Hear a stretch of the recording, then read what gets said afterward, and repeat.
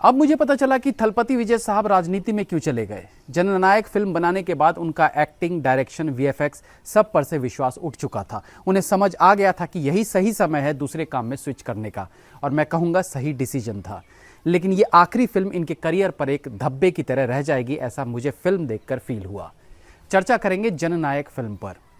किन्हीं कारणों से फिल्म को रिलीज के वक्त देख नहीं पाया, सोचा जाने देता हूं, लेकिन फिर याद आया कि ये तो थलपति विजय की आखिरी फिल्म है, इसे कैसे मिस किया जा सकता है।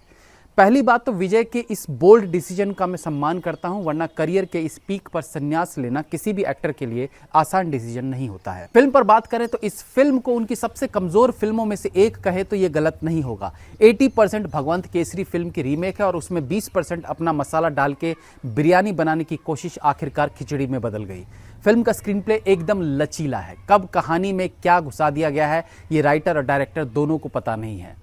ये फिल्म नहीं लिखी गई थी, बल्कि एक रीमेक फिल्म में अपनी पॉलिटिकल सोच डालने की कोशिश की गई थी, जो उसी वक्त बेअसर हो गया जब ये घोषणा हुई थी कि विजय की ये आखिरी फिल्म होगी और इसके बाद वो पॉलिटिक्स में सक्रिय होंगे। अच्छा हुआ सीएम बनने से पहले ये फिल्म रिलीज नहीं हुई, वरना इस क्वालिटी की फिल्म देखकर लोग आपको वोट भी नहीं देते और आप सीएम भी नहीं बन पाते। इसलिए सीएम बनने के बाद फिल्म को रिलीज करने का डिसीजन एकदम आपका ही होगा और सही भी था। फिल्म में कुछ भी दिखना शुरू हो जाता है। एक जलियांवाला बाग हुआ था तो उसकी गूंज आज तक सुनाई देती है। यहाँ तो सरेआम जलियांवाला बाग से भी बड़ा कांड करते दिखा दिया जाता है। मैं समझता हूं कि कॉमर्शियल फिल्म है, लेकिन इसका यह मतलब नहीं कि कुछ भी दिखा दो। दूसरी बात कि जैसे ही थलपति विजय जेल में एक आदमी को कैदियों से बचाते हैं कि तभी यह क्लियर हो जाता है कि यह भगवंत केसरी की रीमेक है। और अब जब रीमेक है तो रीमेक एक्स्ट्रा ऑर्डिनरी होनी चाहिए, क्योंकि भगवंत केसरी ऑलरेडी एक सुपरहिट मूवी थी, तो आपको उससे बेहतर करना होगा, जो यहां नहीं हो सका है। कैमरा वर्क बहुत खराब है।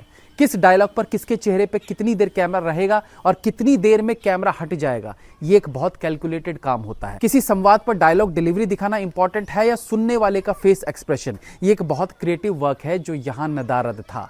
इमोशनल सीन में इमोशंस बन ही नहीं पा रहे थे, जबकि फिल्म में इसका स्कोप था, क्योंकि बचपन से जिस पिता ने बेटी को पाला, वो बेटी जब पिता की बेइज्जती करने लगे तो यहाँ भर भर के इमोशंस क्रिएट करने का स्कोप रहता है, जो भगवंत केसरी में ज्यादा अच्छा दिखा था।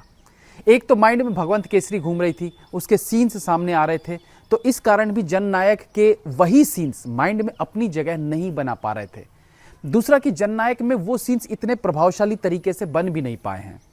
फिल्म में पेस है, लेकिन बिना लगाम के। फटाफट सीन्स का चेंज होना कहानी को दौड़ते हुए आगे ले जाना भर एक अच्छे स्क्रीन प्ले की निशानी नहीं होती है। लगाम होना जरूरी है। फास्ट पेस में भी कहानी में लगाम होनी चाहिए कि किस सीन पर इस लगाम को खींच के कहानी में थोड़ा ठहराव देना है। बस यहाँ वो लगाम नहीं था। बेटी को ट्रेनिंग दिलाने के लिए ले गए। अब कौन सा ट्रेनर इस तरह से किसी लड़की के साथ बिहेव करेगा जो फिल्म में दिखाया गया है।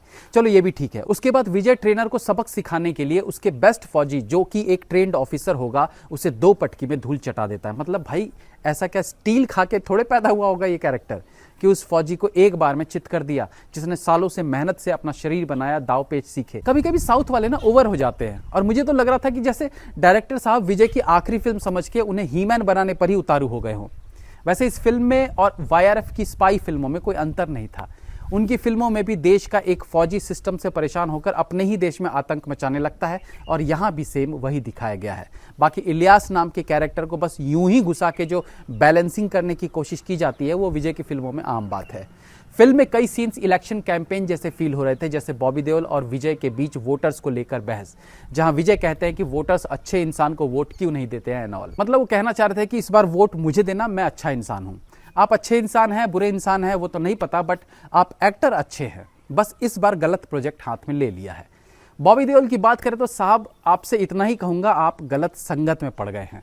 साउथ में आपकी शक्तियों का गलत इस्तेमाल किया जा रहा है। आपसे एक जैसी एक्टिंग करवाई जा रही है। कंगुआ जैसी पीरियड फिल्म में भी आपसे वैसी ही एक्टिंग करवाई जा रही है जैसे कि जननायक फिल्म में इस मॉडर्न किरदार से करवाया जा रहा है। बस कपड़े चेंज हो रहे हैं और कुछ नहीं। दूसरी बात कि भाई, हिंदी में उनकी डबिंग इतनी खराब फील होती है कि इस फेस के साथ वॉइस को मैच करने में काफी समय लग जाता है। बॉबी सर, आप एनिमल जैसा कुछ ढूंढिए, नहीं तो आपकी दूसरी पारी का भी अस्त हो जाएगा। एक्ट्रेस का कोई काम है नहीं फिल्म में, वो नहीं भी होती तो कहानी पर कोई फर्क नहीं पड़ता। हाँ, विजय की बेटी वाला किरदार निभाने वाली एक्ट्रेस के पास स्कोप था, बट वो उसे भुना नहीं पाई। एक सीन में जहां वो अपने बॉयफ्रेंड के सामने अपने पिता का पक्ष लेती है, वो जबरदस्त सीन हो सकता था, बट सॉरी टू से कारगर साबित नहीं हो पाया, क्योंकि सब कुछ प्रेडिक्टेबल लग रहा था कि अब ये लड़की इसे ऐसा बोलेगी वैसा बोलेगी, और इमोशंस भी उभर कर नहीं आ पाए। एक्शन सीन्स भी वैसे नहीं लगे जैसा विजय की फिल्मों से उम्मीद होती है। दरअसल हर फ्रेम में आप भगवंत केसरी से इसे कंपेयर करने लगेंगे और कंपेयर होते ही ये फिल्म कमजोर लगने लगती है। डायरेक्शन में भी कई लूप होल्स रहे हैं जो आम फिल्म प्रेमी भी इजीली फील कर पाएगा।